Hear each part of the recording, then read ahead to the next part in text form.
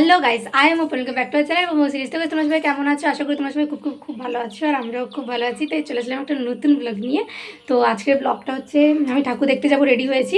তো চলো কোথায় যাই না যাই ব্লগটা দেখলেই তোমরা বুঝতে পারবে। তো চলো, আমি নিজেও জানি না আমি কোথায় যাবো। তো চলো এখন বাড়ি থেকে বেরোনো যাক।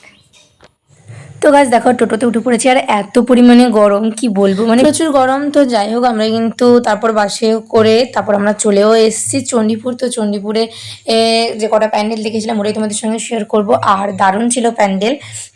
তো দেখো, ভিতরে তোমাদেরকে ঘুরিয়ে দেখালাম। কারা কারা চণ্ডীপুরে গেছো অবশ্যই কিন্তু একটা কমেন্ট করে দিয়ে যেও। তো আমি কিন্তু প্রত্যেক বছরই যাই চণ্ডীপুর, আর এখানে মায়ের মুখটা এতটা মিষ্টি, মানে দারুণ লাগছিল দেখতে আমার। তো যাই হোক, এখানে প্যান্ডেলে দেখা হয়ে গেছে, ঠাকুর দেখা হয়ে গেছে, তারপর আমরা ঠাকুর প্রণাম করে নিলাম। তো এবার আমরা বেরিয়ে যাব। এখান থেকে বেরিয়ে আমরা আর একটা মন্দিরে যাব। ওটা একটা মন্দির, বাট খুব সুন্দর করে সাজানো হয়। তো চলো তোমাদের সঙ্গে শেয়ার করব ধীরে ধীরে সবটাই। তোমাদের কেমন লাগছে অবশ্যই জানিও, কারা কারা এসছো জানিও। যেহেতু তোমরা ব্লগটা পাবে নবমীর দিন, তো প্রত্যেককে জানাই শুভ নবমী। তো পুজো কেমন কাটছে অবশ্যই কিন্তু কমেন্টে জানিও। আমার পুজো কিন্তু এইবার দারুণ কেটেছে। তো চলো, ব্লগগুলো একটু লেটে আপলোড হবে আমি জানি, কারণ কি আমি এডিট করার মানে সময় পাইনি। মানে আমি তো যা বেরানো শুরু করেছি, রোজ রোজ বেরোচ্ছি, আর আসার পরই মানে ঘুরে আসার পরই পা ব্যথা হাত ব্যথা এরকম, তাই আর এডিট করা হয়নি। তো যাই হোক, নবমীতে তোমরা ব্লগটা হবে, তাই প্রত্যেককে জানি শুভ নবমী। তো এই দেখো মন্দির তোমাদেরকে দেখালাম, চলো এখানকার ঠাকুরের মুখটা তোমাদেরকে দেখায় কতটা মিষ্টি। দেন আমরা খেয়ে নিলাম একটা রোল, আর রাতে ওই প্যান্ডেলটা দেখেছি যেটা সবার আগে দেখেছিলাম। তো তো চলো এখন আমরা আর একটা প্যান্ডেলে যাব, যেটা আমার সব থেকে বেশি ভালো লেগেছে। তো চলো ওটা এখন তোমাদের সঙ্গে শেয়ার করব।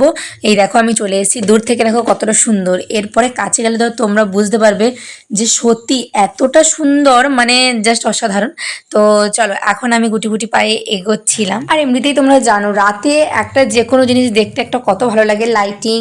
তো যাই হোক, আমার তো দারুণ লাগছিল। আর এই প্যান্ডেলে সিঁড়ি দিয়ে উঠো, সিঁড়ি দিয়ে নামো, এরকম করতে করতে প্যান্ডেল ঠাকুরের কাছে আমরা পৌঁছে যাব।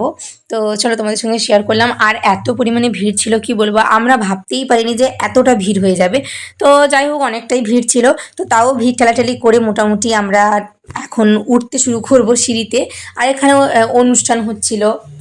চলো তারপরে এই যে আমাদের বলে দিল উঠতে, এখন আমরা সিঁড়িতে উঠবো। তো চলো এখন সিঁড়ি দিয়ে উঠতে থাকি, তোমরা দেখো, আশা করি তোমাদের খুব ভালো লাগবে।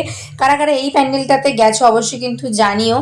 আর আমাদের বাড়ি থেকে খুব একটা দূর নয়, টোটোতে বাসে এরা সেই সবেতে করে যেতে হয় আমাদেরকে। তো চলো আমিও ভাবলাম তাই চলে আসি। এটা আসলে আমাদের অষ্টমীর দিন এখানে যাওয়ার কথা ছিল, বাট অষ্টমীর দিন আমরা যাইনি, আমরা সপ্তমীর দিন রাতে গেছিলাম।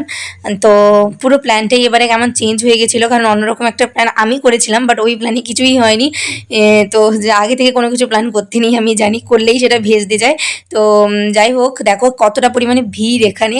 তো তোমাদেরকে সমস্ত দেখালাম। তো তারপরে এখন আমরা এখান থেকে বেরিয়ে যাব। এই যে দেখো মায়ের মুখটা কি মিষ্টি লাগছে দেখতে। তো চলো তোমাদের একটু প্যান্ডেলটার চারদিকটা একটু দেখিয়ে নিই। এই যে এরকম একটা মানে বেশ একটা সুন্দর একটা রাজমহলের মতো একটা ব্যাপার ছিল এখানে, আর প্রচুর ভিড় ছিল এখানে, তাই দূর থেকে তোমাদের আরেকবার দেখিয়ে নিলাম। তো চলো এরপরে একটা আইসক্রিম নিয়ে নিলাম, অ্যান্ড দেন চলে এসেছিলাম আমার বাড়ির পাশেরই একটা প্যান্ডেল। তো এটাই ছিল সপ্তমী দিন দেখা আমাদের লাস্ট প্যান্ডেল। তো চলো সবাই ভালো থেকো, সুস্থ থেকো, দেখাবে নেক্সট কোনো এক ব্লগে। টাটা।